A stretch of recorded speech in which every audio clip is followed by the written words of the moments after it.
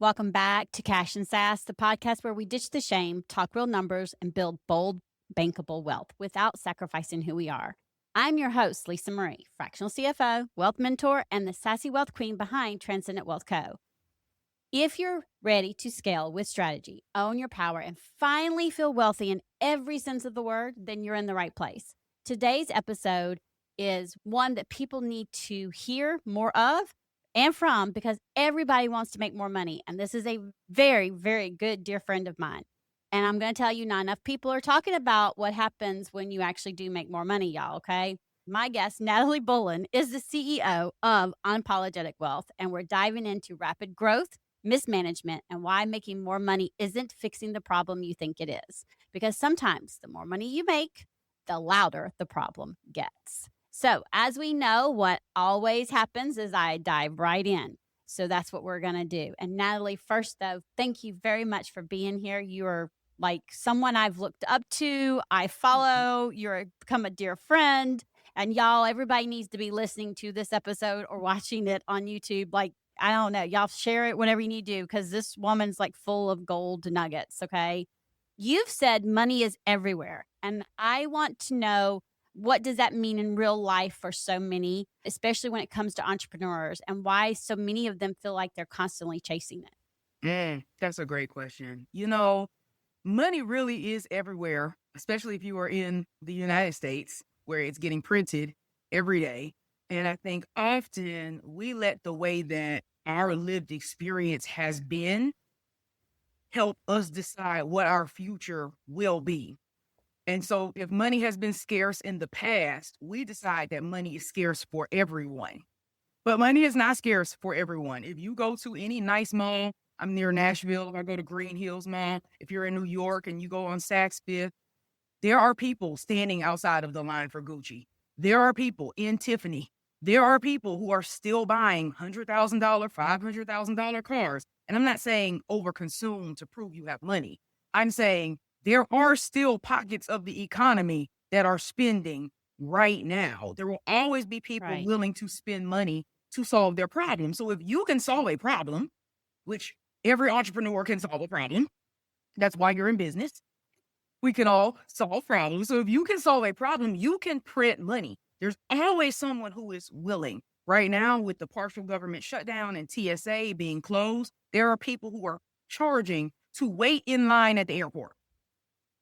So if you do not want Oh to my wait gosh. 6 hours at the airport, there are people you can pay who will wait in the line until the point of But TSA. then how do you get back?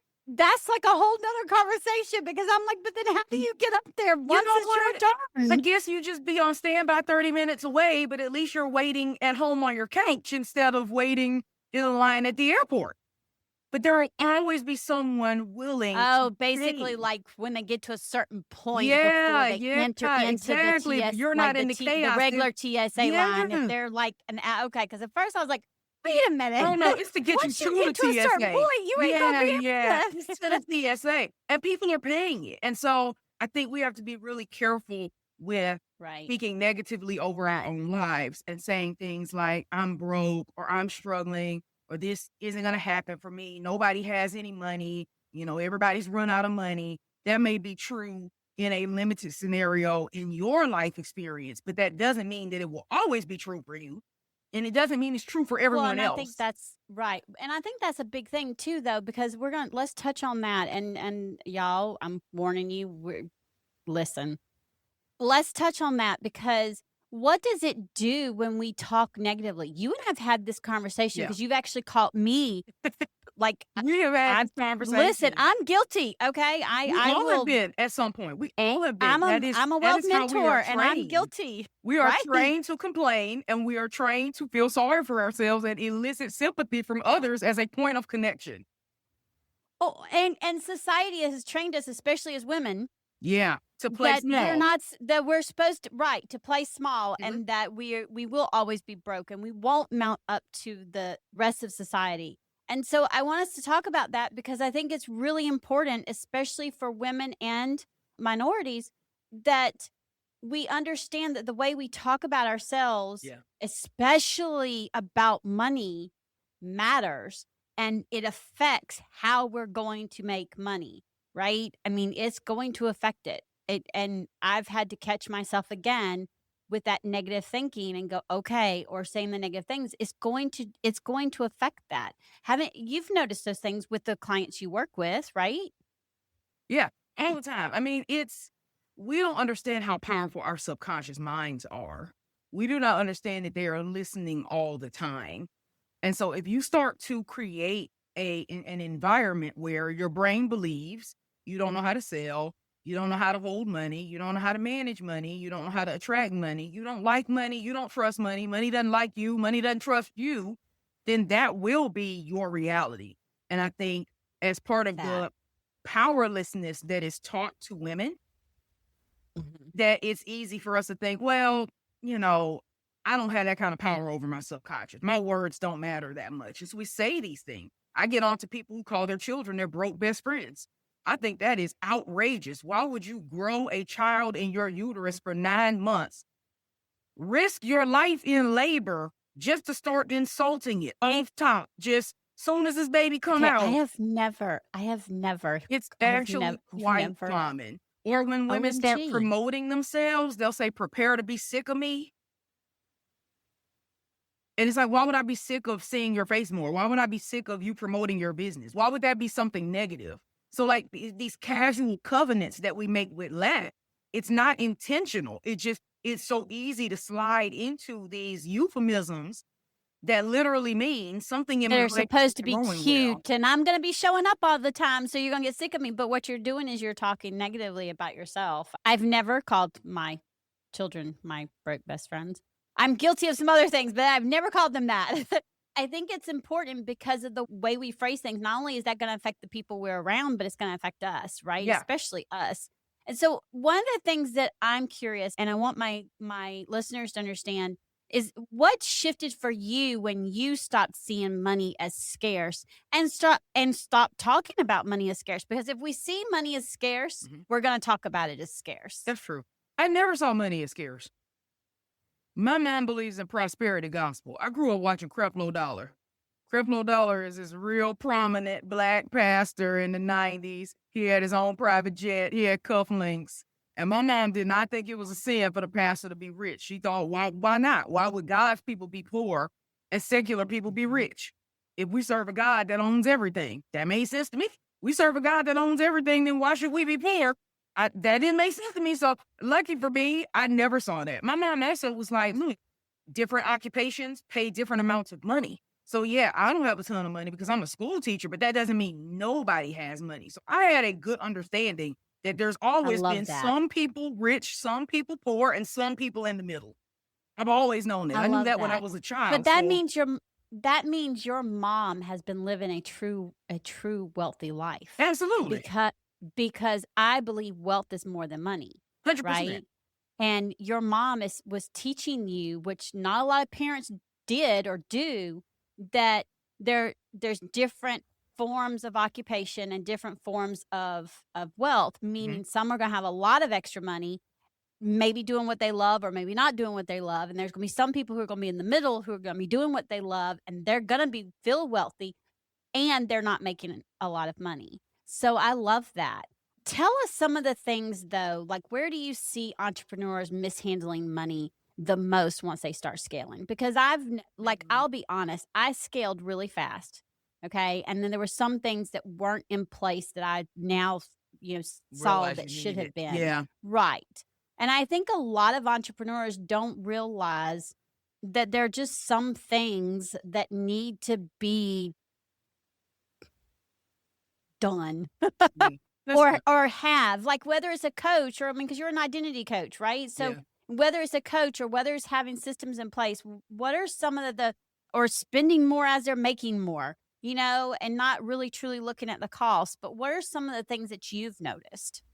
Well, I'll tell you, most of it happens way before people get to scale. It's while they're still in growth.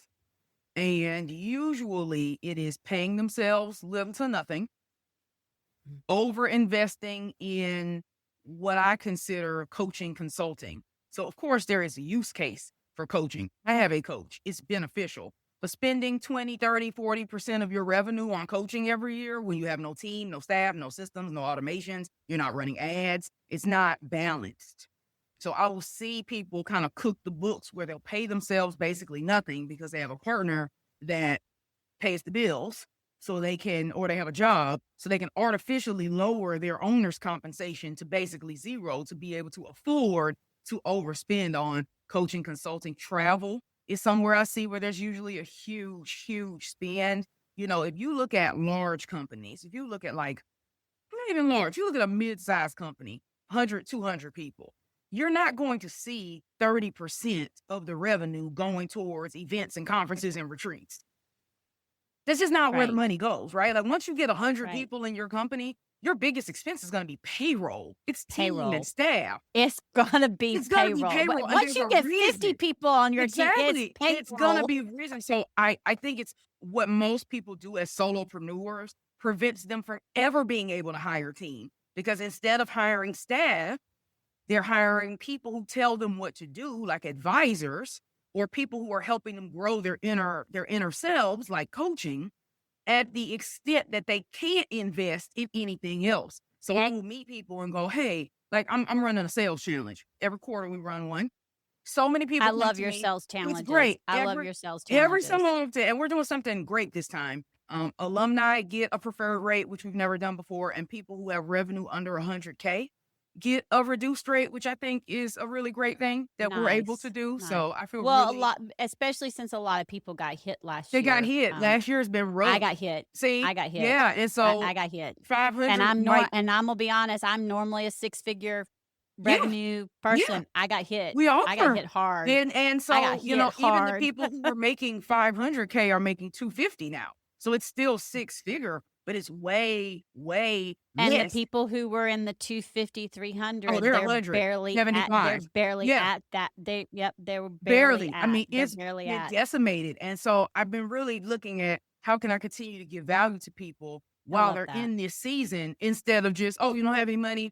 Oh, well, that's on you. When a lot of the things, at least in my experience that I have seen, are not founder dependent. It's not something you did wrong. It was a combination of, people realizing that they have not spent their money wisely and they've run out of money. It's a combination. It was a combination of several things last year. How things have gone with the job market, because a lot of entrepreneurs have a spouse who works. So if your spouse who works gets laid off, that affects every investment you plan on making in your business, and if it comes down to it, I'm going to pay my mortgage and my utilities first.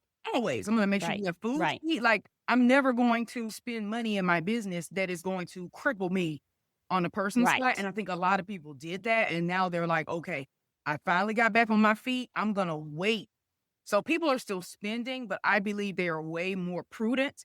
I'm also finding that most people are only in one program right now, not 4 or 5 or 6 or 7 like in previous years. So it used to be people would hire me. They already had a business coach. They were already in a mastermind. They were already going to 2 or 3 conferences this year. Now, when I get clients, I'm the only voice that they have. They are not hiring all these other people. So I think it's made marketing more challenging, which means, AKA, more money, right? You've either got to figure it out on your own, which costs you your time, which is money. You got to hire somebody that's a pro, which costs you money, or you got to get paid traffic going, which costs money. And so I think things that have been coming out of the shift, people who have gotten their messaging together, people who finally got a break on their calendar. I can tell you, when we were doing tons and tons of money, I had tons and tons of clients. My calendar was crazy. If I woke up sick one day, I was screwed because I had nowhere to move people to because I was booked back to back 5 days a week.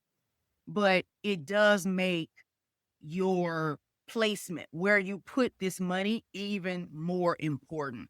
And so that's what I see. I see people paying themselves nothing. How you are allocating and planning. They're not allocating. They don't have a forecast, a budget, deciding what they're going to spend and when. I see very, very little financial planning on the business side. People just get the money and they spend it. And that works to a degree when cash flow is strong. But when your cash flow is not strong, you have to have this laid out.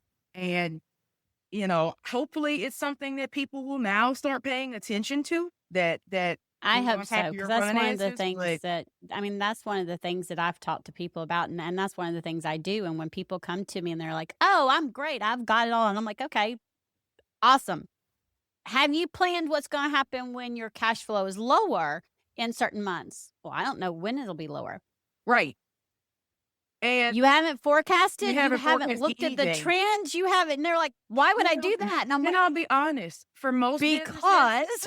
for most of small businesses, I know forecasting wouldn't help them because they don't have any kind of sales system or process that is repeatable. So they don't, the historical data doesn't tell the truth. It just tells you what Right. fluke happened every month last year. You get what I'm saying? So like if I say, okay, let me pull your last 3 years of P&L so I can look at the trends, and I look in all 3 years, their sales are low in October. I can ask you, what goes on in October? It seems like you have a dip every year in October. Most people can't tell you what activity they did. What was your sales activity in August Oh, or see, I September? can. Most of them Right. can't tell you what it was. And so you can forecast for them to have another low October. But if they can't tell you why October was low, there's no, you see what I'm saying? Like I find that forecasting is difficult for companies that don't have any kind of recurring revenue. They Right. don't have a locked in sales system. They don't run any kind of campaigns. We have campaigns that are scheduled on a certain cadence. We have a quarterly sales challenge. We've only missed one quarter, so we've run it 5 times, right? So like we know we're gonna have a pop at the end of March for the one that starts in April, at the end of June for the one that starts in July, at the end of September for the one that starts in October, and the entire month of December because people are like on that new year, new me to start in January. So we know at minimum when our pops are going to be. But a lot of And folks then just those wake up, pops actually will lead to other, that will lead to other things. But if you don't to have a other cadence, things, right? right. But if you don't, if it's March and you don't know what you're going to sell the rest of the year or when, how could you forecast?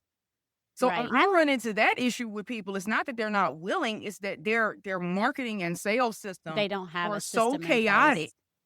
that, frankly, it's a guess every month how much money they're going to make. For people like that, I actually tend to just go with historical and reduce it by 20% because they don't know that I don't. And then and then help them build a system in place so that, like, have a cadence and build a Yeah, system in place so that you can because here, y'all, this is important because the fact that if you're able to have a cadence, get a cadence in place, and then you're able to forecast, you're going to be able to pay yourself and take care of your team if there is a slow month or a slow quarter or whatever, because you're going to have money allocated in these places for it and you're planning accordingly. I had a client, they were launching it's an old client, but they were launching every single month, like literally spending thousands and thousands of dollars on Facebook ads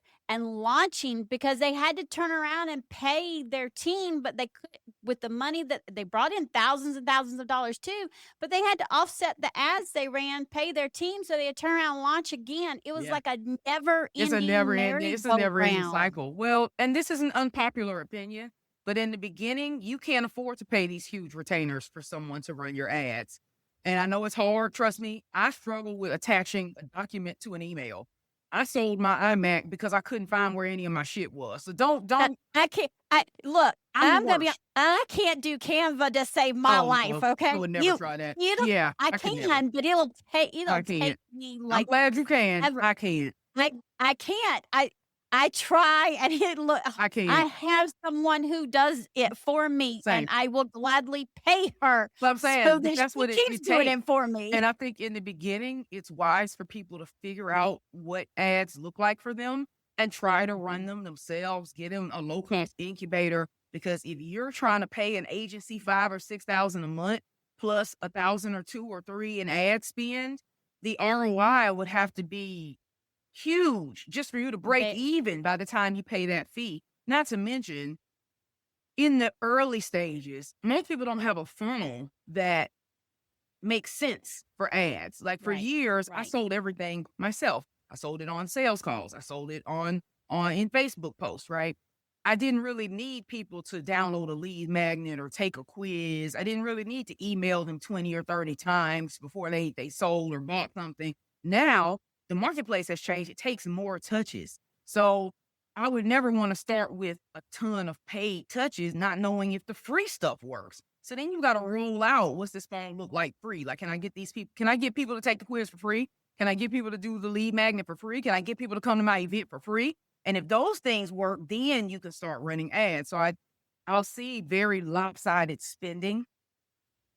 And then people go, well, ads don't work. It's like, well, they do, but they do take testing for sure. And you're going to have to it takes time. It takes time and it takes testing. And if you don't have the money, it's like gambling, not in that you lose money, but in that a lot of people quit before they get their money back. Right. So you got to be able to stay in it long enough to get an ROI. And that could be weeks. That could be months. And in the meantime, do you have enough cash flow to stay afloat, which is always a sales function. That's why I don't call myself a sales coach anymore. It's really about identity. Are you willing to step into the identity of the type of person who's not going to run a business that runs out of money? And that's a decision. Oh, I love that. Okay. Are you going to run a business that runs out of money or not? Yeah. That's right. And so that's what you decide. So if you decide, I'm not running a business that runs out of money, okay, well, then you're going to have to make different decisions than people who, hey, you see this, you're a money person. At least 80% of businesses that go out of business ran out of money. That is what because they were spending more money faster than they were getting it in. But that's like, and to their credit, that's what we teach people. In the online coaching industry and all adjacent industries, people are being taught to spend money before they make it. Do a rebrand, buy a website, run ads, and go to conferences and go to retreats. And I mean, most of these retreats are just $50,000 to work with me, and then you'll make as much money as I do. And it doesn't happen. So if you put people in this habit of spending before they earn, they don't realize that there's another option. I'm basically at this point only funding through cash flow. So if we don't have cash flow, we're not paying you. We have leverage and we have liquidity, meaning we have a credit card and we have a cash reserve. You can't have either of them. If we do not have the cash flow in the month that you are requesting payment, the answer is no. Because you can deceive yourself by running up credit and you can run your cash reserve down if your cash flow is not able to support. So somebody wants $5,000, great. If there's extra $5,000 in the cash flow and it's in the forecast, it will happen. And that's actually a really powerful place to be.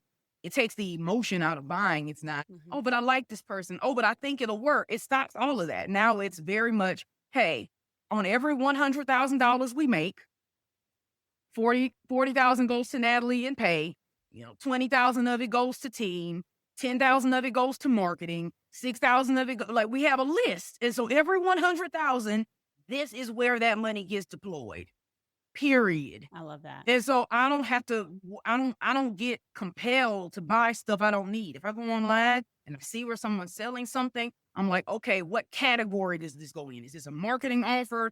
Is this a team person? Is this personal development? Is it professional development? Is it financial management? Is it legal and risk? What bucket is it in? Great. Let's pull up our forecast. Is there money in the forecast left for the year? For me, there is, because we're really early in the year.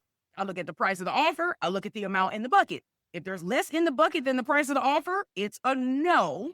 Maybe it's a next time. And that's why I tell people, stop launching offers one time. Because there's people like me who probably are going to buy it, but I might buy it 2 or 3 rounds from now. There's a risk coach I've been wanting to work with, and she runs a program that's around $12,000. And I consider that to be personal development. But I didn't have $12K in my personal development budget at the time she was running this program. Now, old Natalie would have said, I'll go sell something. I'll go make $12,000 and give it to her. But that's kind of cheating the forecast, right? Just because I went out and made an extra $12,000 doesn't mean all of it should have gone in the personal development bucket. Exactly. It should have gotten spread out with all of the rest of the money. And so, like, I've even gotten more disciplined myself to say, you know what?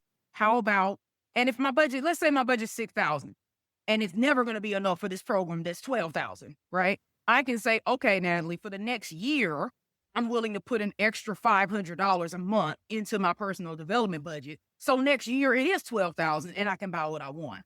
But I think between not being taught these things, I think between that and the fear that most people have around money and perceiving themselves to be bad at managing money, that's why people overspend. That having that much money makes them nervous. People have $100,000 launches and they spend it all in 2 weeks because they think no matter what I do with that money, it's better than sitting in my account. It's better than me trusting myself with it. So I think between those things and the deep, deep revenue dip that most people are in, this is why we're seeing these kind of outsourced behaviors. People want a win so badly that they will buy things that maybe don't create an ROI for their company, but make them feel better in the moment. That's what you got to be careful about. Well, and I've been honest with everybody about like she and I hope I'm saying this. I agree with making sure that you're not overspending and having the buckets. Like I talk buckets like all the time, and I love the way you have that. I also know that sometimes we have, as businesses, we may have to touch a line of credit or we may have to touch the credit card. And I know Natalie understands this. And that is, y'all, I've never shied away from this. Maybe a lot of money mentors, wealth mentors, and many people may say, why are you saying that? Because people need to understand I'm human and no offense, but shit happens. Yeah. And in 2024, how my business stayed in business, the end of 2024 and some of 2025 was my line of credit. That is how it stayed in business when I got hit. It was choosing to stay in business that way or go to corporate. And I have said I am not going back to corporate. And I mean it. It's not for everybody. So you have to, well, and it's not for everybody. And there's nothing against anyone who's decided to go back and run the business. That is not where I'm going. For me, I have 2 neurodivergent kids. One is special needs with mental health disorder. She's got autistic. I need to be here. Yeah. So going and working 60 hours a week. You've got other stuff going on. It won't work. Yeah. And I also did it diligently. Now, do I want to invest now? Absolutely. There's a coach that I want to work with like so bad right now that it's not funny. Okay. Not funny. She's going to help with the membership thing. Am I investing right now? No. And I actually that's why very conversation. If you've run I had the a numbers, that conversation with makes her about sense. it. And I think that's where people made their mistake. People spent their lines of credit and credit cards on wants. So now they have needs and their stuff is maxed out. Right. And I spend it on needs and I want to work with this coach. And I know there'll be an ROI. Now, what we've done is we've made a plan, okay? Because I'm also in the middle of buying a house. So capacity wise and credit wise and all, and all the cash flow. If I don't have it in cash flow, I'm not doing it because I'm not going to do anything to jeopardize the deal credit on the house. And I'm still trying to pay down that business line of credit. Okay. Not trying. I'm paying down that business line of credit. So I don't want to do anything to jeopardize any of that. So what we're doing is she said that she was pretty sure she was going to do it in the fall. So what she's done is she's locked me in for the fall. So we have this agreement and I put a very small amount down and I'm able to make this little payment. What I did is she says, I'm going to make it to where you can make multiple payments just across as you can. Yeah. As my cash flow, because I'm serious. She knows I'm serious. Yep. And I'm not going to give you $1,000 to hold a spot if I need that cash flow right now because I need to make sure everything else is taken care of. And I'm not going to put it on a credit card, even if it's a business credit card, when I am in the middle of buying a house. Yeah. Right? There's things that you have to look at. And I agree with you, Natalie, that people don't take the time to have a money date with themselves and look at it and just be honest with yourself about what's going on with your money and business and personal. But they haven't been taught to. Most people were raised by parents who never talked about money. And that's because they were raised by parents who never talked about money. Exactly. And so I feel like people just fall into their habit. If you're going to stay in business, you will have to change your habit. You cannot. You have to make a decision to decide. Right. You have it goes back. It goes back to your identity. Yeah, you'll have to. You have to. You will not be able to identify as being. Now you and I've got to have another conversation later. You will not be able to identify as bad with money if you're going to stay in business. That's not an identity. Like, it might be true for you right now, but you cannot maintain that identity and also run a successful business. It is No. impossible. You cannot do it. You have to make a decision You have to make a step into decision that to new step identity. up and look at your stuff and be honest about what it can do for you and how you can improve. And, a lot of us are emotional spenders, right? So, like, I don't allow myself to drink. Especially women. Yeah, I don't allow myself to drink alcohol when I am sad or angry or tired. That's my parameter. Pretty much the same with spending now, right? I also don't allow myself to buy anything between 10 p.m. and 7 a.m. because I'm supposed to be asleep. So I'm buying See, stuff. I don't allow myself to buy. I'm the same way between 10 p.m. and 7 a.m. And if I really want something and I'm looking at it, it has to stay there for 24 hours. And if I still want it in 24 hours, like I wish my brain could do then that. I will go and do it. I'll be honest with you. There is a purse that I saw. It's a Fendi bag. It's $12,100. It is cream. It is ostrich. They only made about 300 in the entire U.S. And I have been thinking about that purse every single day since my husband and I were in New York. I had an event in New York and it was hot. July, August. I've been thinking about that purse every single day since. So unfortunately, if you're still thinking about it, part one, it doesn't work for me because my brain is not letting it go, baby. No, brain it. A majority of the time, something else has come up and I haven't thought about it or didn't remember that it was in my cart. Okay, see, now, that's there are times where it does. See, I don't have ADHD. Maybe this is one of the few Well, times I don't it either. actually I don't benefited either. me. It's my just client was it's out like, of "You know sight, out what? of mind. I forget about it and think of something else." And I'm like, I wish I could forget about all the stuff that I really want to buy. But for me, it's like, wait, and it has to be in the budget. And so, like, could I buy the purse? Yes. Would it be responsible to buy the purse? No. And so and you're moving away from disciplined just enough. what You are disciplined enough. Exactly. And that's where people struggle key. because a lot of And that's people, the key. especially folks who had lump sum savings like I do, please, they would have Mhm. bought that bag in New York. It would already be home with them. Well, But see, and I'm like you. I have the discipline. Even if I wanted it, even if I had it in the savings, I'd be like, yeah, can I buy it? Yes. Is it responsible thing to do? No. Okay, well then I'm not buying it. yeah, at all. Like, it's just not in your best interest. And I won't say I'm paranoid, but I like to have a buffer. I like to have something set aside. I like to live below my means because life happens. Your partner could get sick. COVID has taught, if COVID's taught us anything, it's that anything can happen and we need to, and that's the reason why I talk about these buckets. We need to have rainy day savings. We need to have, if you own a house, you need to have, I don't like calling it emergency fund. Sinking fund, tell people, whatever you want to call it. You need to have, I have several. I have a repair fund. Yep. That means there's going to be money in that account for repairs for things that are going to go. Like that. I have a maintenance fund too. Yeah. Right. And then there's going to be a maintenance fund. That's going to be your water. That's going to be your heating and air. That's going to be the things that are going to have to be maintained, right? Yeah. I don't put them all together because our brains, if we see the word, majority of the time, our brains, if we see the word emergency, then you could decipher anything being an emergency. True. So what I say is have separate accounts. I don't like to call the word emergency because you've never had a positive emergency. Right? Emergency is always negative, ever. And so I'm rather just call it what it is. This is our home maintenance fund.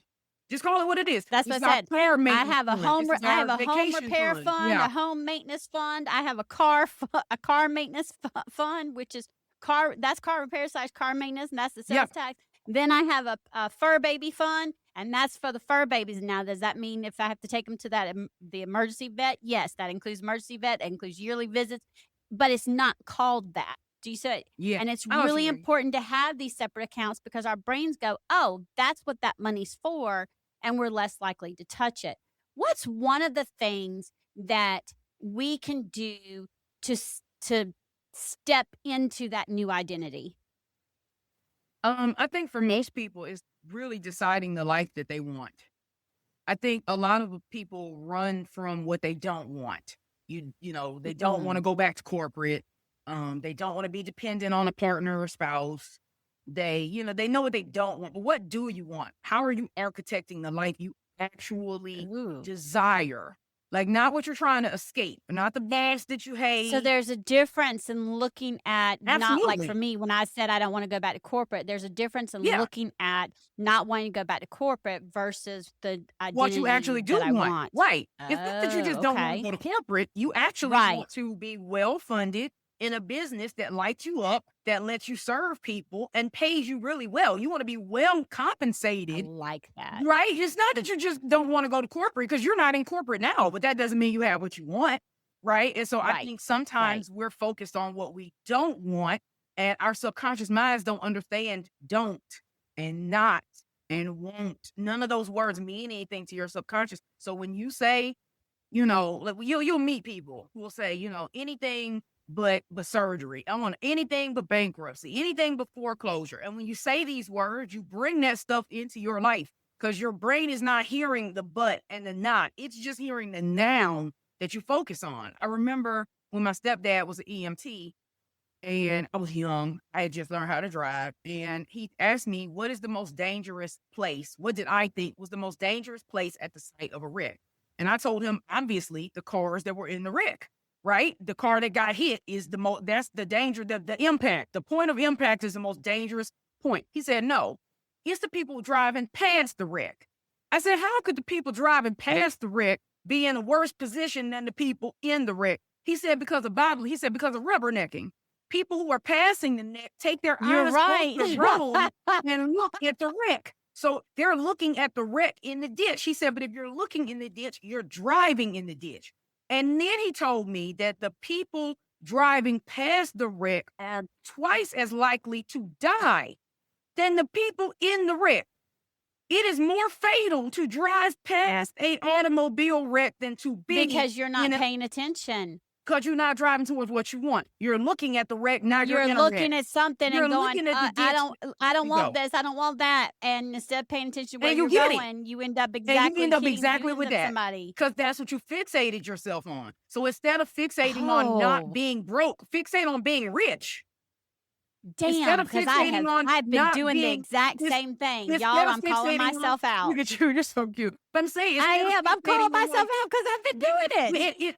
It's how we're raised. We're trained to do these things. Like, instead of not wanting to be sick, you should want to be well and decide what well means. Most of my life I've been overweight. Like that. Because I've seen myself as a fat person on a diet. Well, if you see yourself as a fat person on a diet, you're always going to be a fat person on a diet. So you really ought to instead, how can I be a healthy person? How can I be an athlete? How can I be a person who enjoys exercise? How can I be a person who enjoys healthy food? Not just, how do I stop being fat? And how do I stop being sick? And how do I stop feeling like crap?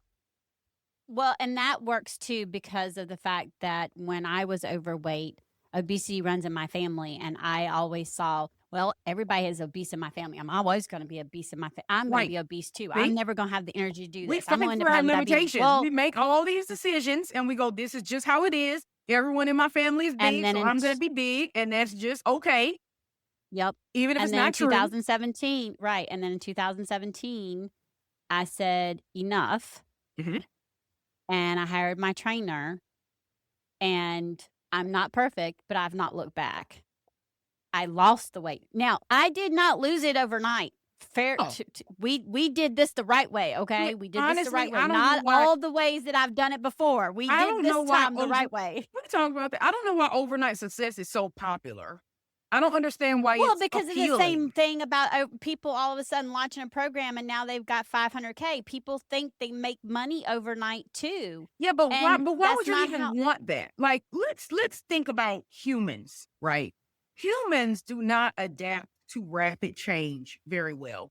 In generally, right? When you look at societies that made it, ancient societies, and ancient societies that didn't make it, the ones that had rapid change, new diseases they didn't understand, new crops, a meteor, right? Anytime there was a big striking overnight change, it killed everybody. We have never, as a human species, done well with rapid change. So I've never figured out, why is it so enticing for people to get rich quick, get skinny quick? Why is that even enticing? Frankly, to me, change is scary. I would rather gradually change. I would rather change that my brain can catch up to, that my body can catch up to, that my eyes can catch up to, that my skin can catch up to, than to say I had this overnight change, this overnight success. Most people, if you gave them $1 billion right now, would be back broke in a year or two. It's the lottery winner. Well, and that's a We good, see right. it all the time. And it's because their identity couldn't catch up to that money. Their financial And I literacy ended couldn't up in catch that up to that situation. money. So they Yeah, make all that money, right. they win that money, and they lose it because it's too drastic of a change too fast. They would have been much better off earning a little bit more every year, becoming a little bit Yep. more financially literate, having a greater understanding, reading a few books every year, putting money in savings, investing in the stock market, getting over that fear. Most people have a fear of the stock market. If you put $1,000 and you let it sit there for 5 years and now it's worth thousands of dollars, now you're not afraid of the stock market. So now when you win the lottery, you could probably actually keep it. But it's interesting that people desire this rapid change. They're like, oh, I can't wait to get this plastic surgery. I'm gonna have this brand new body tomorrow. Why is that appealing? Why would you want a brand new body tomorrow? And people wonder why they have body dysmorphia. It's because your brain is confused. It can't figure out, oh, it was 200 pounds yesterday and now it's 150. You used to look like Lizzo and now you look like Cardi B. That's probably confusing for anybody's brain. Like, why is that Right. attractive? And so I think one thing we really need to look at behaviorally, how much change can I tolerate? And how can I make sure that I keep my nervous system regulated as I move into this new identity? I grew up lower middle class. My mom's a school teacher, and my dad was not in the picture for most of my life. And my stepfather was a firefighter and an EMT, and they don't pay those very well either. You were in the lower middle class. I was Yes, in the lower. I most was of in the my low. life. I was lower. I Lower was in middle the low class, class / lower middle right, class. I exactly. was Like, too. just enough to not be able to qualify for food stamps and stuff. Like, just enough for them to That say y'all aren't part. poor. Right. Like 10,000 above that. And so, like, it's always been interesting to me when people are like, yeah, I can't wait to be rich. And it's like, have you built any kind of rich habits? Have you built any kind of nervous system, like security? Or are you just gonna go out, try to make a whole bunch of money and hope that your brain and your body can handle it? So I think there's a lot of things, and hopefully having these types of conversations will normalize what it looks like to step into a wealth identity and step out of your middle class identity and your middle class habits that will absolutely keep you from the success that you want. I hope so. We're gonna have to stop because y'all, she and I could go on because I have like all kinds of things I want to talk to her about. So I'm gonna beg her come to come back. back on. Yeah. I will beg her to come back. I'm sure I don't have to beg her because, like I said, she's No, a really we're good friend of friends. mine. Y'all, if today's conversation hit a nerve for you, and if you've been making more money but you're still feeling like something isn't adding up, then I'm inviting you to go and sign up for my free 7 Money Pitfalls email series, okay? Because entrepreneurs don't have a revenue problem. They have a clarity, strategy, and management problem, like we were talking about today.